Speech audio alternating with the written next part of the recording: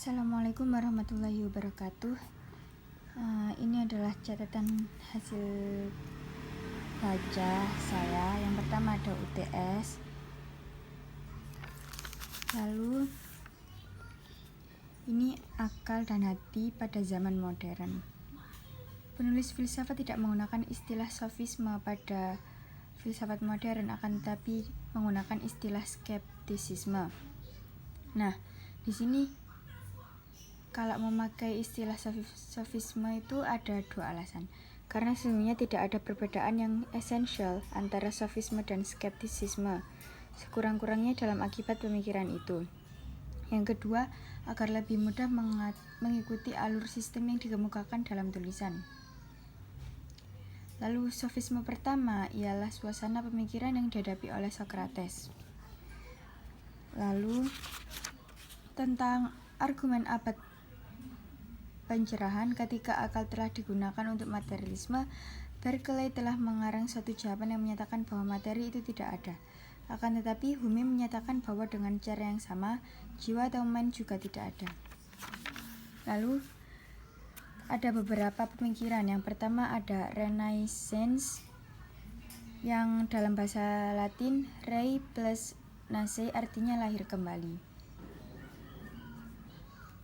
Lalu menurut Gilles Michelet, Renaissance ialah periode penemuan wanita dan dunia. Dan dialah yang mula-mula menyatakan bahwa Renaissance lebih dari sekedar kebangkitan peradaban yang merupakan permulaan kebangkitan modern. Ada banyak tokoh-tokoh pada Renaissance seperti Nicolaus Copernicus, Johannes Kepler, Galileo Galilei, dan sebagainya. Dan zaman Renaissance sering disebut sebagai zaman humanisme. Maksudnya ialah manusia diangkat dari abad pertengahan, karena pada abad pertengahan manusia dianggap kurang dihargai sebagai manusia. Lalu ada rasionalisme. Rasionalisme adalah paham filsafat yang mengatakan bahwa akal atau reason adalah alat terpenting dalam memperoleh pengetahuan dan mengetes pengetahuan. Lalu ada rasionalisme itu ada dua macam, yakni dalam bidang agama dan filsafat. Rasionalisme dalam bidang agama adalah lawan autoritas, dan dalam bidang filsafat adalah lawan empirisme. Dalam rasionalisme itu ada beberapa tokoh. Yang pertama ada Descartes. Descartes itu mempunyai buku yang terpenting dalam filsafat murni, yakni Discourse de in Method dan Meditations, yang mengatakan bahwa tidak mudah meyakinkan tokoh gereja bahwa dasar filsafat haruslah rasio atau akal. Lalu ia menyusun argumentasi yang amat terkenal. Argumentasi itu tertuang dalam metode Cogito. Yang kedua ada Spinoza. Menurut Spinoza, maksudnya hal yang memusingkan tokoh-tokoh lain, termasuk Spinoza, ada dua, yakni telah sejak lama dan begitu kuat anutan orang Kristen yang mempercayai immaterialisme, termasuk immortalitasnya, jiwa adanya Tuhan.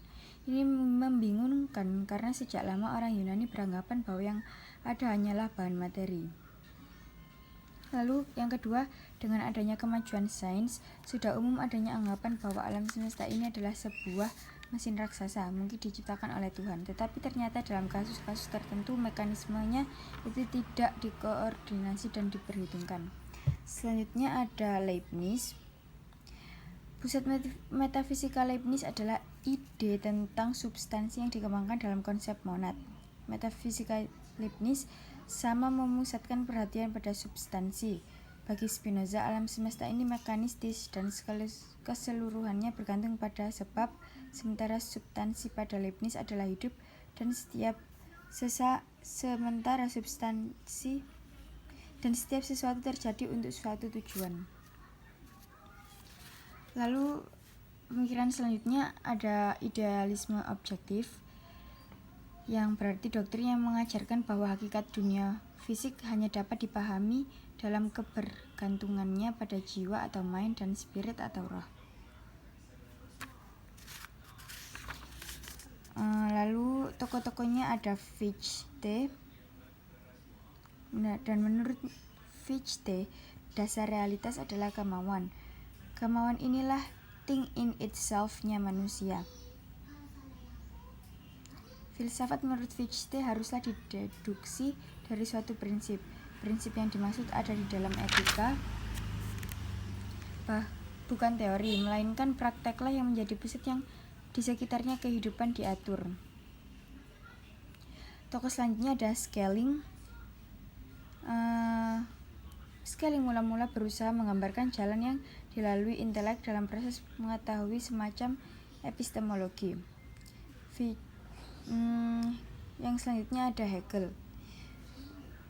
Pusat filsafat Hegel ialah konsep geis atau roh spirit, suatu istilah yang diilhami oleh agamanya. Roh dalam pandangan Hegel adalah sesuatu yang real, konkret, kekuatan yang objektif, menjelma dalam berbagai bentuk sebagai word of spirit, yang menempat ke dalam objek-objek khusus. Lalu menurut Hegel, dia menjelaskan filsafatnya dengan dialektika sebagai metode. Lalu dialektika itu terdiri atas 3 fase, yakni tesis, antitesis, dan sintesis.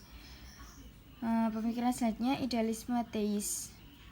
Yang pertama tokohnya adalah Pascal. Karya Pascal yang terkenal ialah Pensées sur une religion et sur quelque autre sujet, yang biasa disebut Pensées saja. Isinya serangan terhadap Jesuit, serangan terhadap para pemikir bebas, serangan terhadap ateisme dan anti-Yahudi. Menurut Pascal adalah makhluk yang rumit dan kaya dan dengan variasi serta mudah berubah. Tokoh selanjutnya Immanuel Kant. Sejarah filsafat adalah sejarah pertarungan akal dan hati atau iman dalam bentuk dominasi mengendalikan jalan hidup manusia.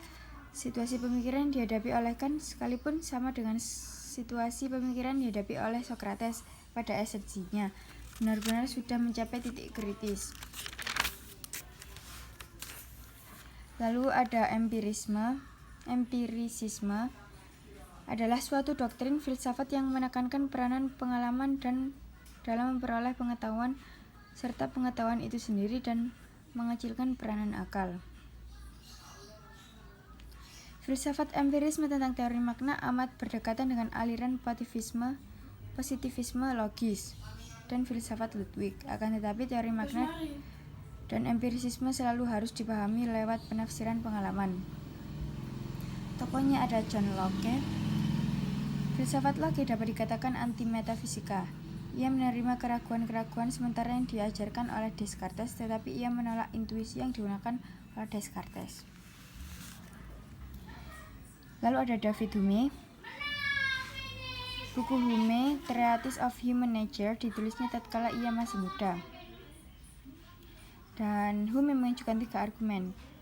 Yang pertama, ide tentang sebab akibat atau kausalitas. Dan kedua, karena kita mempercayai kausalitas, kita dapat memperkirakan masa lalu dan masa depan kejadian. Yang ketiga, dunia luar diri memang ada, yaitu dunia yang bebas dari pengalaman kita. Tokohnya yang selanjutnya Herbert Spencer. Empirisismenya terlihat jelas dalam filsafatnya tentang The Great Unknowable. Menurut Spencer, kita hanya dapat mengenali fenomena-fenomena atau gejala-gejala. Lalu selanjutnya ada pragmatisme. William James mengatakan bahwa pragmatisme adalah realitas sebagaimana yang kita ketahui.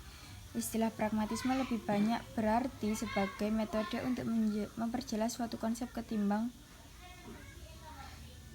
William James adalah tokoh yang paling bertanggung jawab yang membuat pragmatisme menjadi terkenal di seluruh dunia. Lalu ada eksistensialisme. Eksistensi adalah berdiri dengan keluar dari diri sendiri. Pikiran semacam ini dalam bahasa Jerman disebut Dasein.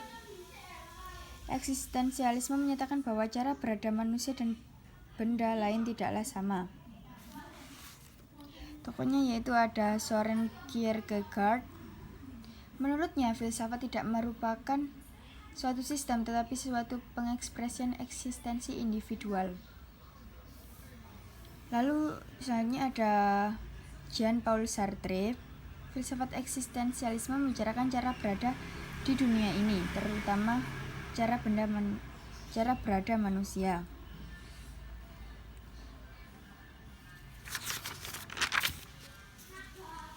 Bab selanjutnya ada filsafat Islam.